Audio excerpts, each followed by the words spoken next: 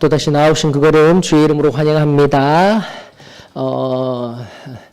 날씨가 또 갑자기 많이 추워졌습니다. 영육간에 건강 잃지 않도록 여러분들 주 안에서 따스한 성령님의 은혜가 힘이 되고 능력이 되어져서 육신 또한 강건하여지기를 원합니다. 예. 오늘 일단은 나무 89에서 멈추어서서 지금 세 개의 주제를 가지고 하나의 주제가 아니라 한 번의 주제가 아니라 열왕기상 1, 2장까지 가기로 하였습니다. 자, 앞서 우리 지난주에는 사무엘하 18장으로부터 20장까지 바라보면서 다시 한 번 더 다윗이 어떠한 용서를 하였는지 그리고 어떠한 도우는 자가 있었는지를 살펴보았고요. 자, 오늘은 사무엘하 21장으로부터 24장까지 살피고 다음 주에 열왕기상 1, 2장을 살펴서 나무 89번째 나무 우리 심을 수 있었으면 좋겠습니다.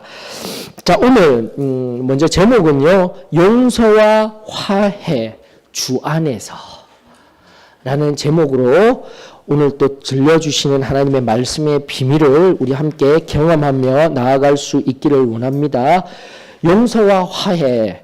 여러분들 기독교 안에 굵직굵직한 아주 중요한 테마들이 많이 있어요. 주제들이 많이 있어요. 그것을 내가 깊이 묵상하고 그 테마가 주는 것, 그리고 그것이 진리이다라는 것을 내가 깨달아 그 주제에 합당한 삶을 살아가는 것. 다른 말로 하면 성경 말씀의 원리대로 살아가는 것. 이것이 승리하는 삶의 모습이라고 저는 믿습니다. 다시 한번 말씀을 통한 그리고 성령 하나님의 도우심을 통하여서 은혜 후에 우리가 나아가는 걸음 정말 중요하죠. 은혜만 중요한 것이 아닙니다. 그러므로 다시 한 번 더 오늘 이 시간 엄밀히 말해서요. 이 21장, 24장을 중심으로 살펴볼 용서라는 그리고 또 화해라는 이 주제를 끄집어 올리면서요. 다윗이 앞서 시므이도 겪었고요. 압살롬의 반역을 통해서 압살롬을 용서하고 시므이를 용서하고 또 세바의 반역 속에서도 그가 항상 용서하는 삶을 살았던 이유가 바로 이제 등장하는 거예요. 즉 연대기적으로 되어 있지 아니하였기 때문에 바로 오늘의 본문을 바라보시게 되면은 그것을 내가 깨달아 알게 되면 다윗이 왜 그토록 참된 용서의 삶을 살 수가 있었는지 나아가 우리 또한 결론적으로 우리가 잘 알듯 예수 그리스도의 사랑으로 말미암은 용서와 화해의 삶을 살아가는 인생, 승리하는 인생이라고도 하지만 결국은 정결한 인생, 거룩함으로 세상 속에 이기는 인생. 바로 그 삶을 위하여서 오늘 말씀 우리 하나님이 우리의 심령에 새겨주시는 은혜가 있기를 원합니다. 예, 그걸 우리 살펴봤으면 좋겠습니다. 자, 오늘 본문은요, 저하고 같이 읽어서 함께 나눌 말씀은 사무엘하 21장 1절로부터 14절, 그리고 24장 10절로부터 17절, 그리고 25절입니다. 주요한 본문이에요. 그래서 저하고 먼저 읽고 함께 나아갔으면 좋겠습니다. 사무엘하 21장 1절로부터 14절까지 함께 우리 읽으십시다. 통독하십시다. 시작. 다윗의 시대에 해를 거듭하여 3년 기근이 있으므로 다윗이 여호와 앞에 간구하매 여호와께서 이르시되 이는 사울과 피를 흘린 그의 집으로 말미암음이니 그가 기브온 사람을 죽였음이니라 하시니라. 기브온 사람은 이스라엘 족속이 아니요 그들은 아모리 사람 중에서 남은 자라. 이스라엘 족속들이 전에 그들에게 맹세하였거늘 사울이 이스라엘과 유다 족속을 위하여 열심히 있으므로 그들을 죽이고자 하였더라. 이에 왕이 기브온 사람을 불러 그들에게 물으니라. 다윗이 그들에게 묻되 내가 너희를 위하여 어떻게 하랴? 내가 어떻게 속죄하여야 너희가 여호와의 기업을 위하여 복을 빌겠느냐 하니 기브온 사람이 그에게 대답하되 사울과 그의 집과 우리 사이의 문제는 은근에 있지 아니하오며 이스라엘 가운데에서 사람을 죽이는 문제도 우리에게 있지 아니하니이다 하니라. 왕이 이르되 너희가 말하는 대로 시행하리라. 그들이 왕께 아뢰되 우리를 학살하였고 또 우리를 멸하여 이스라엘 영토 내에 머물지 못하게 하려고 모해한 사람의 자손 7사람을 우리에게 내주소서.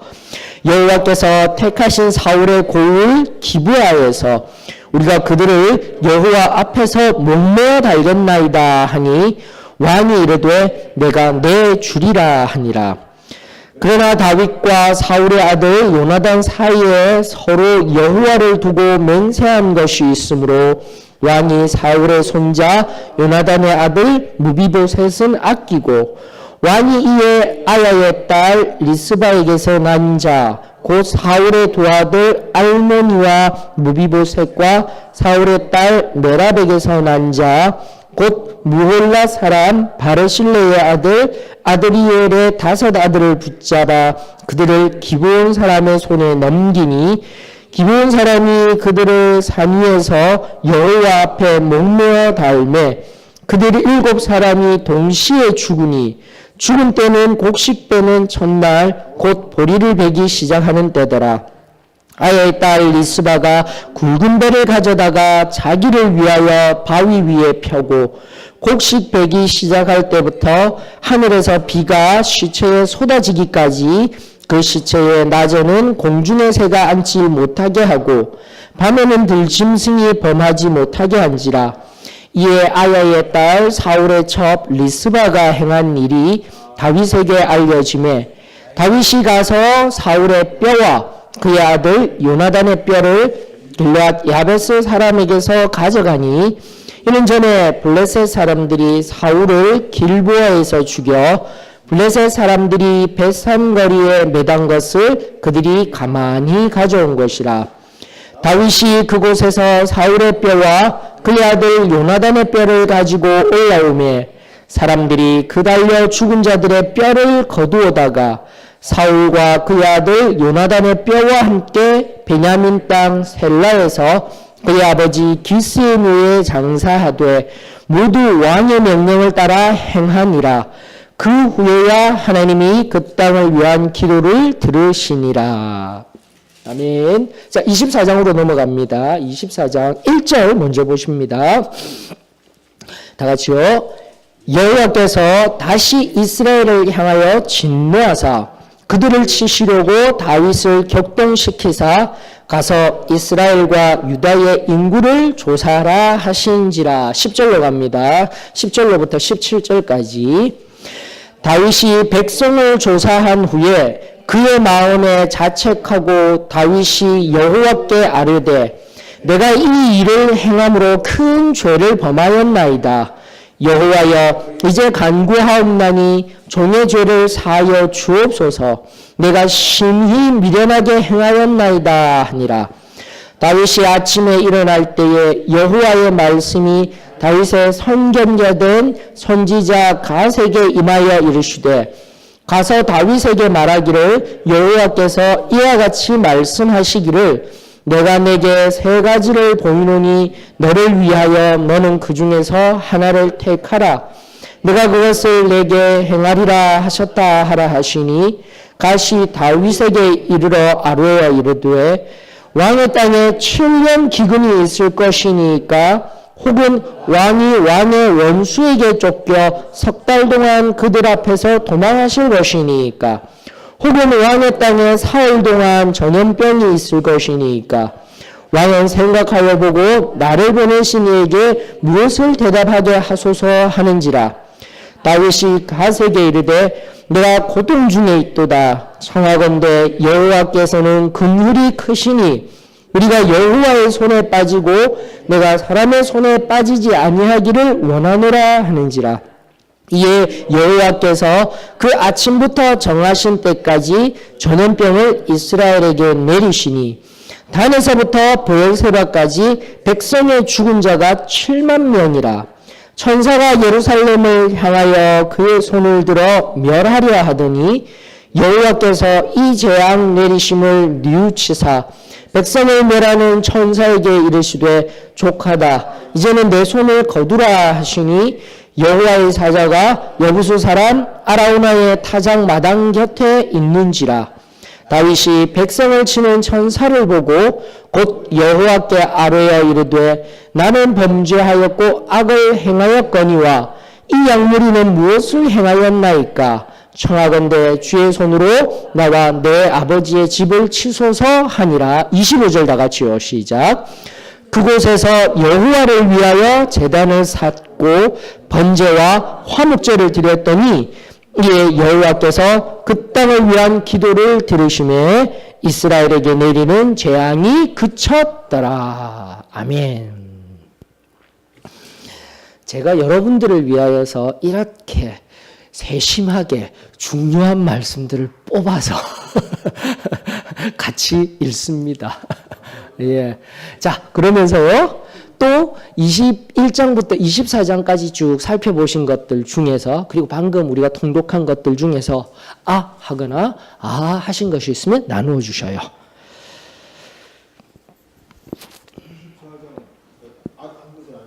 네, 말씀하셔요. 무슨 말인지 모르겠다. 24장 1절을 잘 모르겠더라고.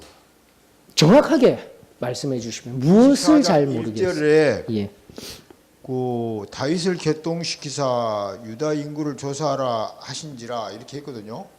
근데 그게 어떻게 죄가 돼 버리고 막 이 뒤에 있다 보면 역대상 21장 1절로 가 보십시다. 여기와 함께 하고 있는 역대상 21장 1절. 아버지, 누가 읽어 주시겠습니까? 예.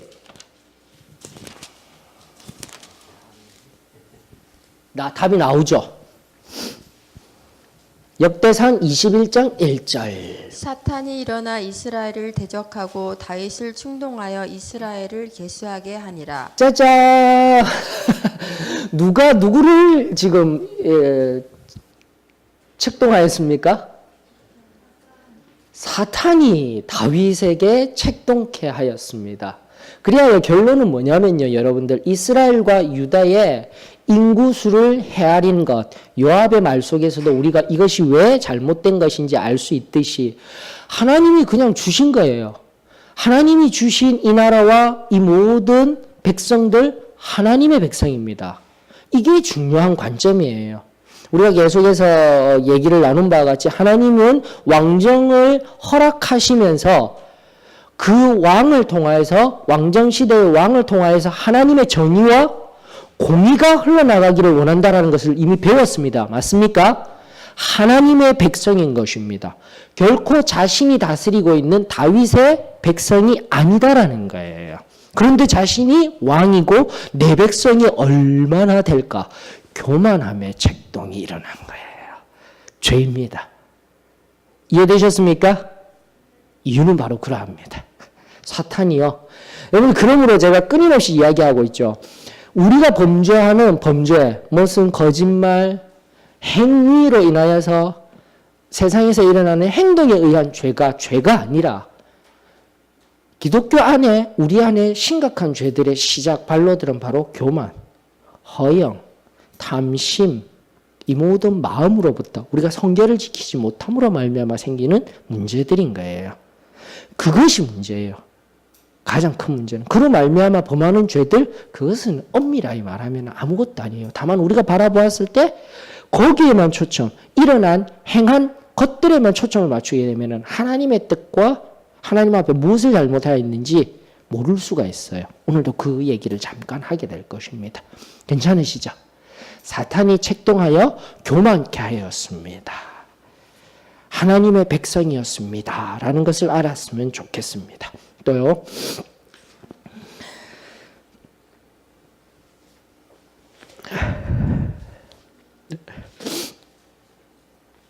혹시 질문거리나 은혜가 되었던 것. 주절이 21 역대상 21절은 사탄이 주절이 주화가 돼 있는데 24절 3회라 24절 1절에는 여호와께서 하는 게 그게 주어가 좀 어떻게 이상한 것 같아요. 그래서 성경을 같이 합하여서 해야 됩니다. 그 부분에 대해서는 이미 신정론 부분과 하여서 제가 알려드렸죠. 이런 부분들이 많이 있어요. 한 예로 이스라엘이 애굽에서 나오게 될 때 바로의 마음을 완악하게 하신 여호와께서 하신 것이 아니라고 이미 우리 다 얘기했죠. 어떻게 되었다라고요? 그가 완악해 하고 사탄에 의해서 굳어진 마음들을 하나님은 어떻게 하셨다고요? 그래요. 그 관점이에요. 동일한 겁니다. 지금도 이제 이 24장 사무엘상 24장 1절만 바라보시지 마시고 역대상 24장 1절과 함께 21장 1절입니까? 예, 함께 우리 바라보면서 또 여호와 하나님이 다윗이 한결같은 마음으로 갔으면 좋겠는데 사단의 그 마음에 책동을 사단으로부터 당하게 되었을 때 여호와 하나님은 어떻게 하셨다고요? 내버려 두시는 겁니다. 우리 삶에 다 그런 거예요. 그렇다면 이해가 되어집니다. 믿는 사람들이, 정말 성결한 사람들이 왜 말하지 못할 참담한 자리에 들어가게 됩니까? 이유는 간단합니다. 하나님이 계시다면, 그 마음속에 정결함 속에 계셨다면 하나님께 떠넘기지 말라라니까요. 저희들은 철저히 인간의 자유의지와 함께 하나님이 하시는 일을 생각해야 되는 거예요. 내가 문제인 겁니다. 인간이 문제인 겁니다. 우리의 믿음이 약해진 것이 문제인 겁니다. 우리가 하나님 곁을 떠난 것이 문제인 것입니다. 항상 그 관점에서 성경을 바라보고 우리의 삶을 뒤돌아봐야 돼요. 하나님의 주권이라는 영역 속에서 하나님이 다 하신 일이신데 그렇게 함으로 말미암아 내가 내 의지로 행한 일에 하나님의 은혜라는 이름으로 내가 한 일들에게 내가 하나님의 은혜라는 이름으로 내가 면죄부를 발행하는 교리적 맹점이 바로 하나님의 은혜에 기초한 맹점이 있다는 것을 우리가 꼭 기억해 주셨으면 좋겠습니다. 내가 문제입니다. 기억하는 시간이 되셨으면 좋겠습니다. 자, 우리 같이 한번 볼까요? 자, 먼저 21장으로 한번 가보십시다. 예, 여러분들 이걸 보셔야 돼요. 21장 후에 바로 이러한 한 용서와 화해를 통하여서 하나님이 블레셋을 이기게 하는 장면, 그로 말미암아 그 삶 가운데 함께 해주셨던 하나님을 찬양하는 장면, 그리고 나라가 든든히 서갈 때의 시스템이 정비되어지면서 24장으로 넘어가는 이 흐름을 보셔야 되는 거예요. 결국은 참된 용서와 화해가 이루어질 때, 화해라는 게 결국은 히브리어로 샬롬이에요. 헬라어로는 에이레네예요. 평화라는 의미입니다, 여러분들. 참된 평화는 참으로 용서해 주게 될 때, 참된 용서가 이루어지게 될 때 참된 평화가 있다라는 것을 기억하시며, 또 대적과의 승리, 감사함들, 그리고 나아가 그럼에도 불구하고 또다시 사탄에 의하여서 내가, 인간이 믿음 없이 다윗왕처럼 되어질 수 있는 것을 바라보는 구도가 오늘 21장부터 24장 속에 있는 겁니다. 자, 큰 틀 괜찮으시죠? 그러면서 21장 보십시다. 자, 21장 제가 제일 처음 시작할 때 앞선 압살롬의 반역으로부터 시작된 것에 전에 이야기가 21장이라고 하였습니다. 맞습니까?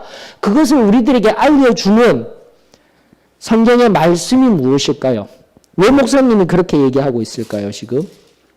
여러분들이 끊임없이 말씀에서 답을 찾고 자꾸 관찰하시고 바른 해석들을 하셨으면 좋겠어요.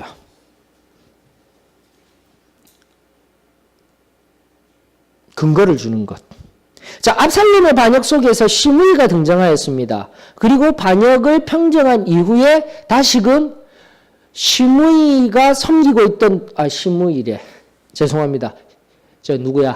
시바 맞습니까? 시바가 섬기고 있던 누가 등장하죠? 무비보셋이 등장해요. 자, 무비보셋이라는 사람이 나옵니다. 이 본문 속에서요. 7절에 보면 나옵니다. 맞습니까? 맞죠?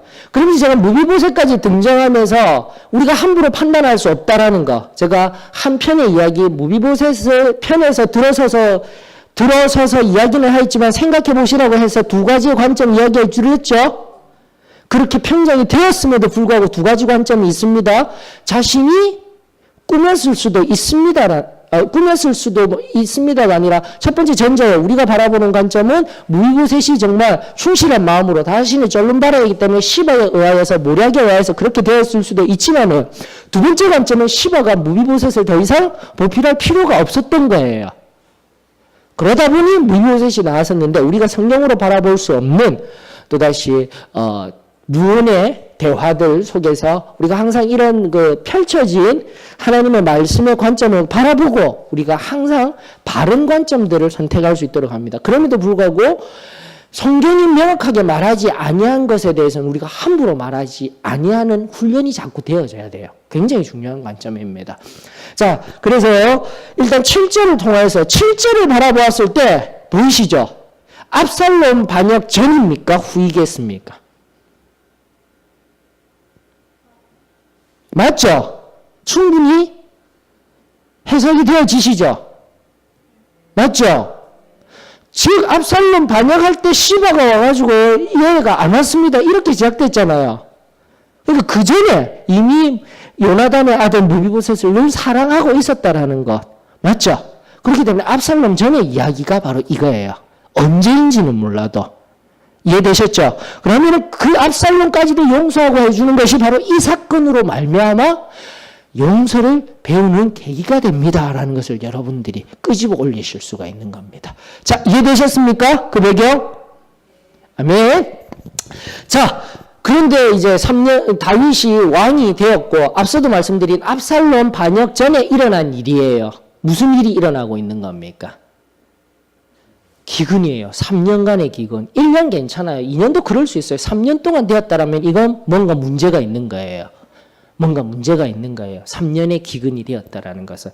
그래서 다윗은 어떻게 합니까? 하나님 앞에 엎드리죠. 자, 엎드리는데 이 3년 기근의 원인이 무엇입니까?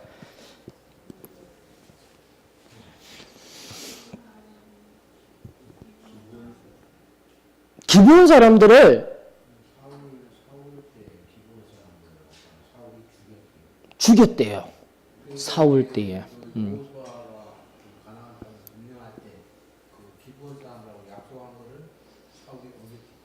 아멘이에요. 바로 이게 이제 성경을 전체를 알아야 이런 사건들이 들어오는 거예요. 지금처럼 우리가 갔으니까 이 사건을 아시면 되는 게요. 여호수아 9장 3절로부터 17절에 나오고 있습니다. 즉 아모리 족속 기브온도 멸절 대상이었습니다. 그러나 기브온은 자신들 멀리서 온 것 같이 꾸며서 약속을 맺었죠. 그리고 그 약속도 하나님 앞에서 하나님 백성이 하나님의 이름으로 하나님께 묻지는 아니하고 하였지만은 그 약속을 어떻게 하나님은요?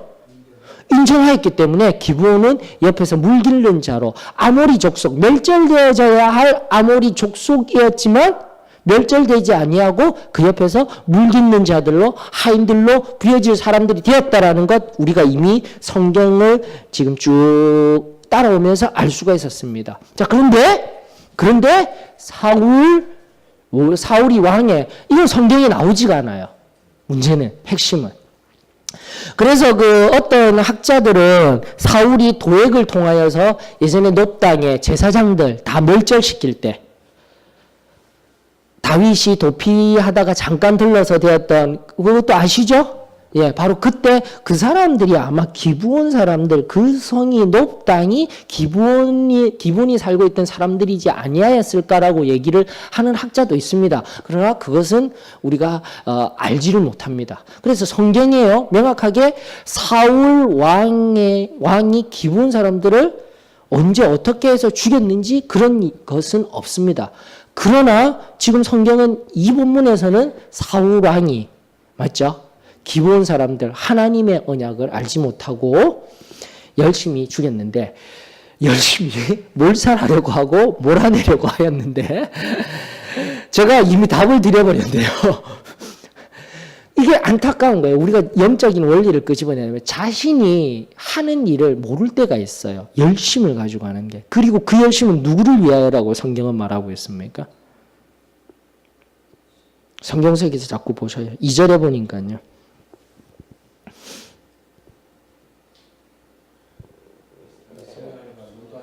맞죠. 하나님의 백성을 위한 열심이었어요. 사울도 절대 이것이 잘못된 일인지 모르고 하나님을 위한 열심으로 일하고 있는 거예요. 그러므로 여러분들 여기서 아주 중요한 원리가 뭐냐면 하나님 말씀을 반드시 알아야 하는 거예요. 체험적인 신앙 좋습니다. 체험적인 신앙으로 말미암아 우리가 배웠듯이 성령께서 인도하여 주시고 세밀하게 인도하여 주시므로 말미암아 우리 삶의 모든 것들 하나하나 만져주신다. 아멘. 믿습니다. 그러나 안타깝게도 우리가 점점 신앙이 약해져 갈 때 그 체험적 신앙에 근거하여서 하나님의 음성만을 들으며 그 단순화했던 신앙 속에서 얼마나 많은 착오들이 있었습니까? 오류들이 있었습니까? 오해들이 있었습니까? 갈등이 있었습니까? 다툼이 있었습니까? 갈등, 다툼이라고 말하기에는 너무나도 아팠던 우리 아픔의 역사들, 이유는 간단합니다. 하나님 말씀의 부재 때문인 겁니다. 이것이 우리가 인정되어지게 될 때 이 말씀이 이해가 되어지게 되는 거예요.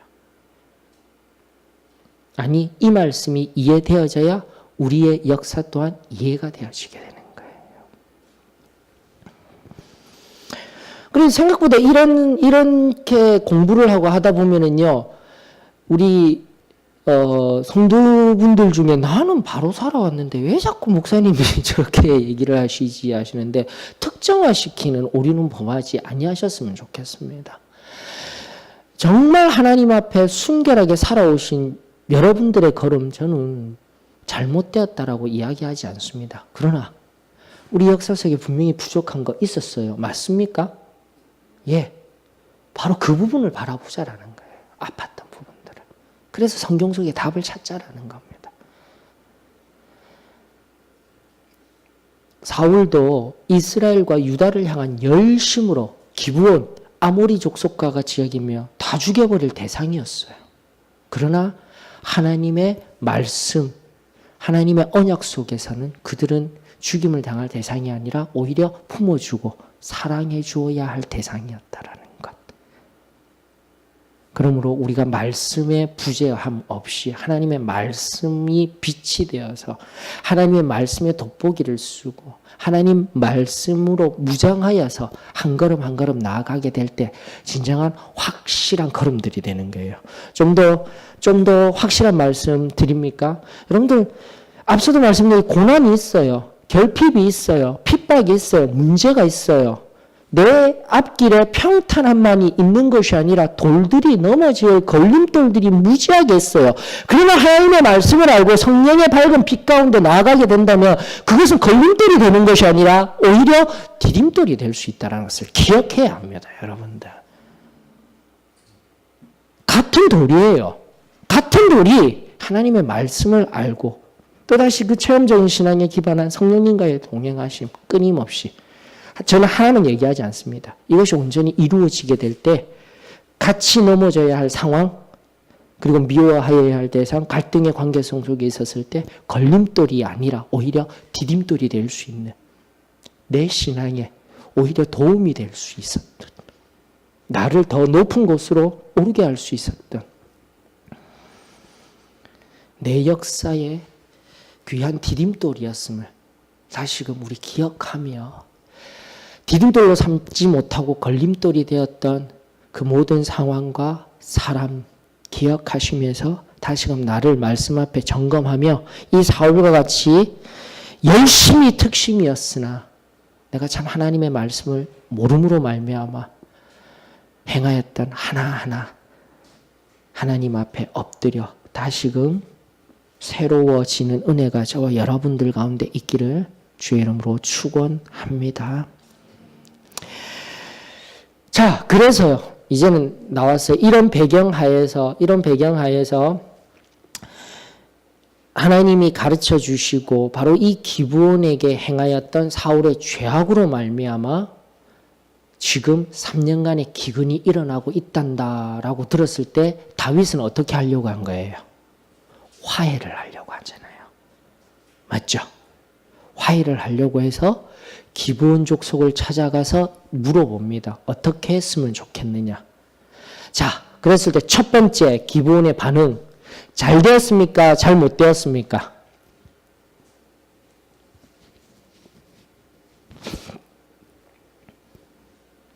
여러분들이 바라보았을 때 기브온의 반응 성경적입니까? 성경적이지 못합니까? 아멘. 이게 핵심이에요. 성경적이다, 성경적이지 못하다는 것은 지금까지 우리가 쭉 바라본 것과 같이 성경을 우리가 전체적으로 알았을 때 한 원리, 용서를 해야 되는데 기본이 용서가 안 되는 거예요. 너무 아팠어요. 어쩌면은 만난 이 대표자들, 다윗 왕과 접견하고 있는 기브온의 대표자들의 부모님이 형제 자매들이 사울의 칼날 앞에 잔인하게 학살되었다라는 것, 우리 이해할 수 있어요. 그럴 수 있어요. 그러나 그럼에도 불구하고 7명의 사람을 요구하였다라는 것은 결코 바른 것은 아니다라는 겁니다. 용서하지 못한 거예요. 왜 이 이야기를 드리냐면은 그래서 다윗도 어쩔 수 없어요. 용서해주고 화해해주고 싶지만은 공적인 영역의 왕으로서의 이 문제를 해결하기 위해서는 기브온의 그 아픈 마음을 다스려야 되기 때문에 7명, 그리고 요나단의 아들이었던 무비보셋 제하고 나서 7명 데리고 오죠. 맞죠? 죽이게끔 내주는 역할을 할 수밖에 없는 거예요. 너무 아파요. 다윗은 아파요. 자기가 하지 못하는 거예요. 왕으로서의 역할밖에 못했던 거예요. 아프지만 내어주어야 했었습니다. 하나 물어보십시다. 그렇게 내어주어서 보리 추수 기간에 다 목매달아 죽였어요. 비 왔습니까? 해결되었습니까? 이게 핵심이에요, 여러분들. 말씀 속에서 답을 자꾸 찾아야 돼요. 비 왔습니까? 언제 왔죠? 빨리 찾아보셔요. 언제 왔어요?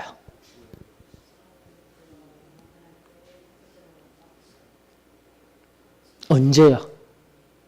14절? 정필수 자매님 14절 읽었나요? 어디 읽으셨어요? 12절요.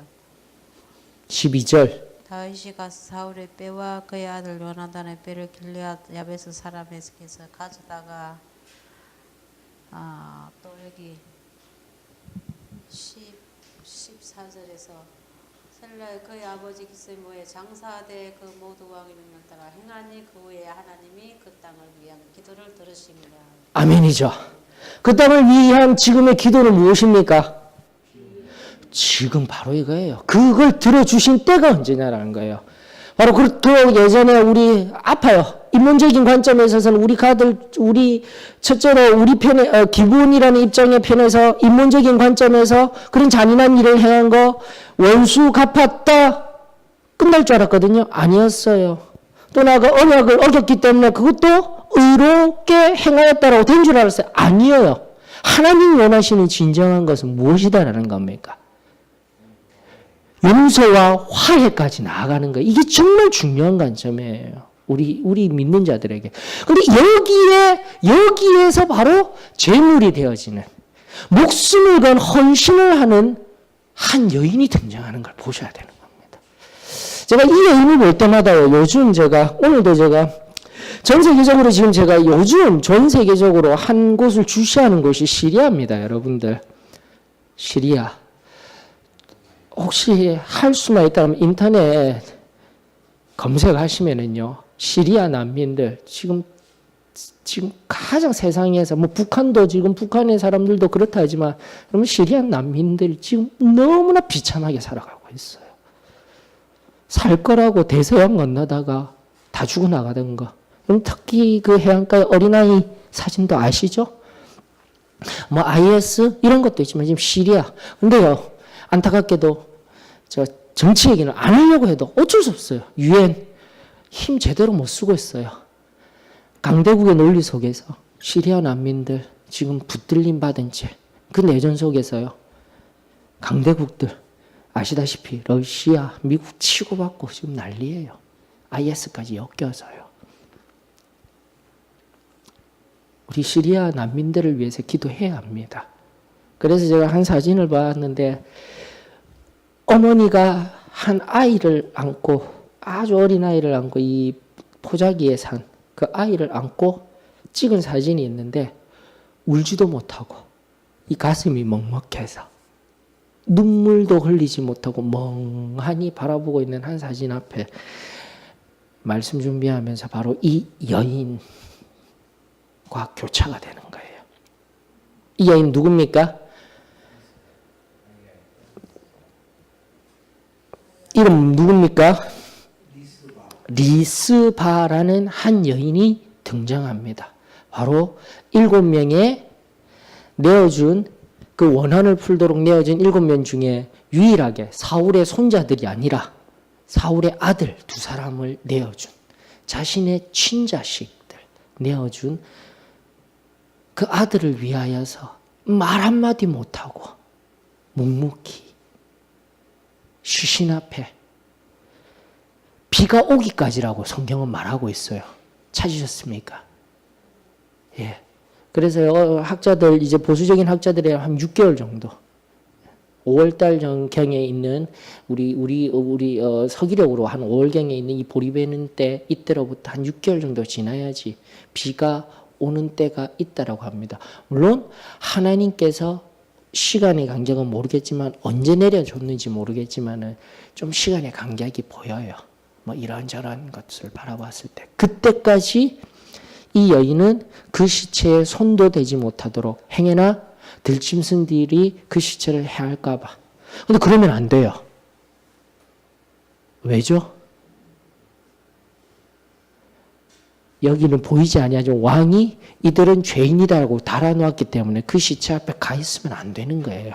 다윗 왕도 허락하지 아니한 것, 그리고 기본 사람들도 원치 아니한 것. 이들은 그 전날의 모든 원한들, 잘못들, 죄들을 다 안고 죽은 재물들과 같은 것뿐이에요. 목숨을 걸고 그 어머니가 자신의 아들들의 시체, 자신의 자손들의 시체를 위하여서 눈물로 그 바위 위에 베옷을 깔고, 여기서 베옷을 배를 가져다 했다는 것은 극심한 슬픔 가운데 있다라는 거예요. 그러나 한마디 말도 없어요. 그 앞전에 우리가 시바도 보았죠. 여러 사람의 정황도 보았죠. 그러나 이 여인은 결코 지금의 이 모든 일들 한마디 말도 없이 묵묵히 감내하며 바로 이 모든 것을 이끌고 있는 다윗을 용서합니다. 어쩌면 두 아들이 살아남았던 이유는 또 이러한 이유가 있습니다. 사울의 첩이라고 성경은 말하고 있습니다. 권력에서 많이 밀려나 있던 여인이었기 때문에 그나마 아들들이 살아남은 거예요. 권력에서 밀려났다는 것은 사울의 첩, 그 전날에 왕가의 한 후궁이었던 왕비와 같은 후궁의 자리에 있다 할지라도 아무런 것도 누린 것이 없어요. 어디 그뿐입니까? 여러분들, 이 리디아라는 이 여인에 관한 한 군데 역사가 성경 속에 더 등장하는데 언제 나오냐면 바로 무비보셋과 아브넬과 성경 우리 한번 찾아가 보십시다. 이 리스바가 나오는 것이 어디냐면은 사무엘하 3장 7절 한번 가보십시다. 사무엘하 3장 7절. 사울에게 첩이 있었으니 이름은 리스바요 아야의 딸이더라. 이스보셋이 아브넬에게 이르되 내가 어찌하여 내 아버지의 첩과 통관하였느냐. 앞서 제가 말씀드렸죠. 여러분들 여인의 삶을 우리가 바라보면서요. 그냥 쉽게 바라보지 마세요. 밧세바도 말 한마디 못하고 다윗에게 처음에는 능욕당한 인생이었다라는 거. 자, 이 여인도 마찬가지예요. 사울의 첩으로 있다가 권력에서 물려나서 어려운 가운데 살아가던 이 여인. 결국은 아브넬의 눈에 비추어서 왕의 후궁이었음에도 불구하고 또다시 아브넬에게 이 말 저 말 하지 못하고 고통당하는 한 가련한 여인이 바로 이 여인이에요, 여러분들. 그런데 이 여인은 어떻게 하는 겁니까? 사울왕과 다윗왕과 왕들의 권력 게임에서 권력 다툼 속에서 이리저리 험난한 세월을 보낸 이 여인 한마디 말도 없이 자녀를 향한 자신의 목숨을 건 헌신, 바로 그 기도가 하늘에 응답되어져서 하나님 앞에 진정한 산재물이 되어져 화해를 이루며 다윗 왕을 감동시켜 다시 한 번 더 벳산가에서 죽었던 사울과 요나단의 뼈까지 함께 와서 기스 사울의 아버지죠. 그 묘에 함께 합장하고 함께 화해를 이루며 기브온 사람들도 그 모습 그대로 내버려 두었죠. 언제까지 달아둘지 몰랐어요. 이 모든 것들을 바로 바라보셔야 되는 거예요. 목숨을 건 헌신, 목숨을 건 아무 말도 없는 용서가 있었기에 가능한 거예요. 바로 이때 다윗은 용서를, 커다란 용서가 무엇인지를 배웠던 거예요. 왕으로서 걸어간다 할지라도 자신의 죄에 대한 문제, 먼저 우리 한행제님이 이야기하신 바와 같이 죄로 인한 아픔이란 측면에서도 있겠지만 절대 그런 관점보다, 절대라기보다는 그런 관점도 있지만 다시 한 번 더 바로 이 장면을 통하여서 삶 속에 압살롬이 일으킨 문제, 그 다음 나아가 시바가 말하는 문제, 시므이, 이 모든 것들 다 용서하며 감내하며 나아가는 다윗이 될 수가 있었던 것입니다. 이걸 반드시 알아야 돼요, 우리가.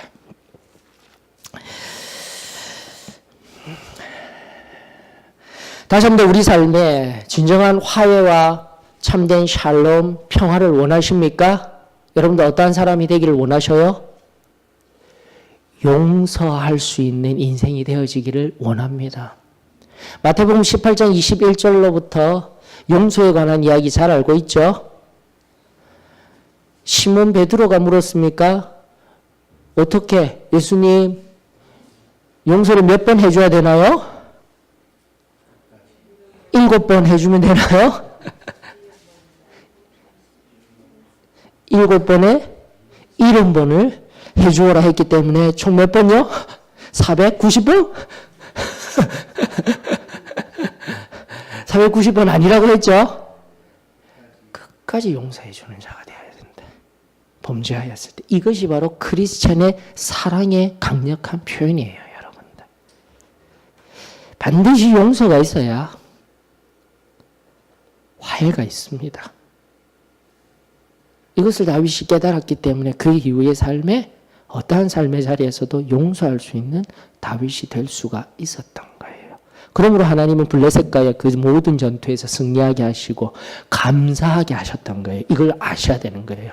용서가 얼마나 중요한지, 또 화해라는 것, 결국 그 목숨을 건 헌신의 용서를 통한 화해, 하나님 앞에 화해가 되어졌을 때 사람들과 온전히 모든 것이 화평케 되어지는 이 놀라운 기브온과의 화해, 각 왕과의 화해, 바로 이 한 여인의 고귀한 헌신이 있었기에 가능하였다는 것. 통곡하며 다른 어미들과 같이 내가 옛적에 왕후였는데 나도 한 말 할 수 있는데 응? 그 전날에도 내 삶이 이랬고 지금의 왕가들도 나에게 이러고 있고 도대체 하나님 이게 어찌된 일입니까? 하나님 앞에 사람 앞에 할 수 있는 인생입니다. 불평할 수 있어요. 그러나 아무 말 없이 묵묵히 그 아들들을 향하여서 묵묵히 매달린 그 시체를 온 마음으로 나라가 범한 국법에도 아랑곳하지 아니하고 감사하는 온전한 용서와 사랑이 다윗을 감동시켰으며 기브온을 감동시켰으며 하나님의 선명한 뜻에 합당한 참된 헌신이었음을 우리는 깨달아 알 수 있어야 하는 것입니다. 24장의 구도도 여러분들 바로 그러합니다. 다윗이 범죄하였습니다. 맞습니까? 그러나 다윗이 다시 회개하였죠. 그럼에도 불구하고 그 죄에 대한 대가가 있었습니다. 가 선지자가 왔습니다. 세 가지 무엇이었습니까? 첫 번째, 24장으로 와서요. 첫 번째는 무엇입니까? 13절에 나와 있습니다. 앞에 3년 동안 그 기근으로 인해서 무슨 일을 겪었는데 7년 기근? 안 돼. 두 번째는요. 평생을 쫓아다녔는데 쫓겨다녔는데 또다시 쫓겨다녀? 안 돼. 이미 또 압살롬 일도 일어났었어요. 절대 안 돼요. 마지막 하나 남은 게 뭐예요? 전염병. 그냥 하나님 손에 맡겨드리자. 여러분, 그런데 이게 바로 인간의 본성이에요. 다윗이 회개도 하였지만은, 여러분, 재밌는 것이 뭐냐면 그 세 번째 것을 선택할 때 14절에 다윗이 뭐라고 하면서 선택하였는지 보여줘요. 그래서 우리가 유념해야 됩니다는 겁니다. 제가 그래서 은혜주의를 별로 안 좋아하는 거예요. 다윗이 뭐라고 하고 있습니까? 다윗이 가세에게 이르되 내가 고통 중에 있다 청하는데 여호와께서 긍휼이 크시니 우리가 여호와의 손에 빠지고 내가 사람의 손에 빠지지 아니하기를 원하겠노라. 이렇게 집니까 지금 다윗의 마음? 제가 지금 계속했죠. 우리가 하나님의 은혜, 하나님의 주권적인 은혜 좋다니까요. 맞아요. 지나고 보니 하나님의 은혜였습니다. 주권적인 은혜였습니다. 하지만 그 은혜를 빌미로 하여서 지금 다윗은 두 가지 경우 내 경험에 의하면 이건 절대 안 돼. 다만 긍휼하신 우리 하나님이시니까 어느 정도껏 봐주시겠지. 이게예요, 여러분들. 그랬는데 무슨 일이 일어나는 거예요? 7만 몇천 명이요? 7만여 명이 지금 전염병에 다 쓰러져 가고 있었어요. 이미 앞서도 압살롬을 통해서 보라보지. 압살롬이 왜 예루살렘 궁전을 내버려 두고 떠났습니까? 자신을 위한 유익이 아니라 누구를요? 하나님의 이 백성을 위하여서. 이 하나님의 백성이 절대 서로 다투면 안 돼, 죽어서는 안 돼 했던 그 다윗의 마음이었다라니까요. 지금 잠깐 사단이 들어와서 지금 교만함에 의해서 문제가 일어났어요. 죄가 범해졌어요. 그리고 어떤 죄의 결과를 당하려 했을 때 바로 이 하나님의 긍휼, 하나님의 은혜라는 이름으로 쉽게 답변하였던 다윗, 지금 자신이 그토록 사랑하였던 하나님 대신에 그 사랑으로 품어주고 정의와 사랑으로 화해하고 품어주어야 할 이 사람들이 7만 명이나 죽어나가니 난리가 난 거예요. 지금 다윗에게 있어서는. 이걸 보실 수 있으셔야 돼요. 그러면서 여러분들 16절로부터 자 15절로부터 16절이 먼저 나왔지만 원래의 사건은 17절이 먼저 나와야 되는 거예요. 보이십니까? 15절, 16절을 이렇게 이루어서 여호와 하나님께서 다시금 그 죽음의 천사를 멈추게 하시는데요. 그 하시는 계기가 된 게 무엇입니까? 앞선 21장의 동일한 구대예요. 이제 이것을 깨달은 하나님의 은혜와 긍휼함에 안일하게 자신이 행한 죄에 대해서 안일하게 대화했던 다윗이 이제는 17절에 뭐라고 이야기를 하냐고요. 이제는. 이제 보시죠. 맞죠? 하나님, 내가 범죄하였습니다. 다시 한 번 더. 그냥 회개하였다가 그 죄의 결과 쉽게 대답하였는데 이 백성들이 죽어나가는 모습 속에서 다시 한 번 더 내가 잘못하였습니다. 내가 악한 존재였습니다. 이제는 뭐라고요? 이제는 자신의 목숨을 건 중보가 나오는 거예요, 여러분들.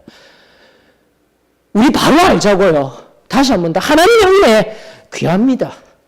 하지만 오늘날 다시 한 번 더 내가 지은 범죄, 하나님은 죄를 너무나도 싫어하셔요.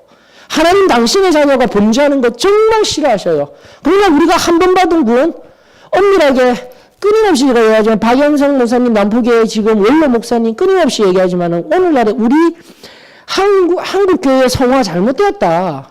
그냥 은혜 믿고 은혜 가운데 있으면 하나님의 자녀 되었으면 다 구원받는다라는 이 구원론 때문에 도대체 구원파하고 뭐가 다르냐고. 오히려 장로교회의 가장 고신측에 가장 전통적인 교회에 그 원로 목사님이 애가 타도록 성화에 대해서 이야기하시는 부분. 죄에 민감해야 합니다. 죄로 인한 내가 선택하였던 부분 하나님 앞에 철저히 회개해야 합니다. 하나님의 은혜에 기인하여서 그 죄를 가리우고 그 죄가 아무렇지도 않듯 살아가는 오늘날의 현실 앞에 하나님이 어떤 말씀을 주시고 계신지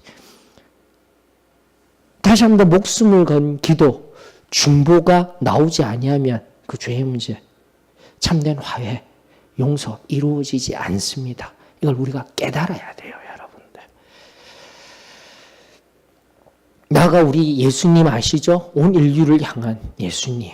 예수님이 무엇을 하셨습니까?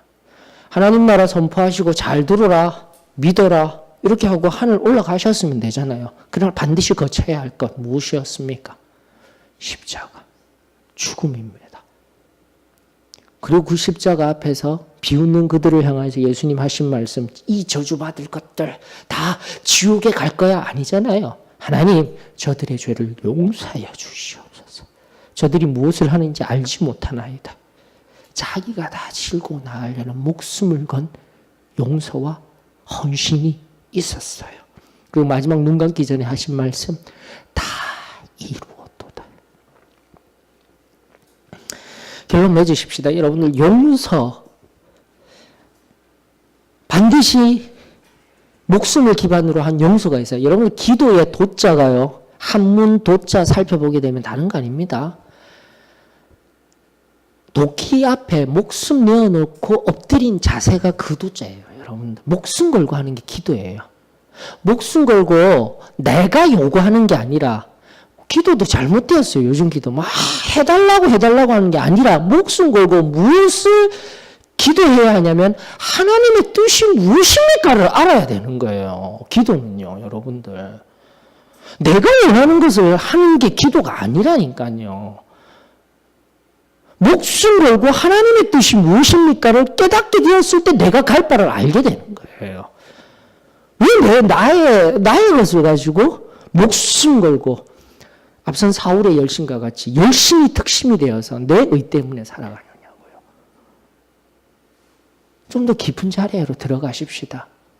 오늘날에도 하나님의 뜻을 이루며 참된 하나님의 사랑이 흘러가기 위한 도구로서 여러분들의 기도, 목숨을 건 헌신, 그런 우리 한 사람 한 사람을 통하여서 참된 샬롬과 참된 에이렌의 평화, 하나님과의 화해, 그리고 공동체의 화해, 그리고 세상과의 화해의 도구로서 사용되어지는 은혜가 저와 여러분들 가운데 있기를 원합니다. 반드시요, 죽어야 합니다. 내가 죽으면 되는 거예요. 내가 먼저 용서하셔요. 내가 먼저 죽어서 나 자신이 엎드려지게 될 때 하나님의 크고 놀라운 샬롬의 역사가 일어난다라는 것. 바로 오늘 사무엘하 21장으로부터 24장까지 쭉 흘려보내 주것만 결국은 용서해 주는 것. 다윗이 그토록 그 모든 것을 해주었지만 결국은 사단은 끊임없이 일하며 열왕기상 1, 2장을 통해서 또다시 일어나는 사단의 대항함들, 그걸 우리 다음 주에 살펴보게 될 것입니다. 다시 오묵은 주님이 주신 말씀의 원리들 오늘 또 새기면서 세상 가운데 온전히 승리하는 저와 여러분들이 되어지기를 주의 이름으로 축원합니다. 자, 정빈숙 자매님 기도해 주셔야 마치겠습니다.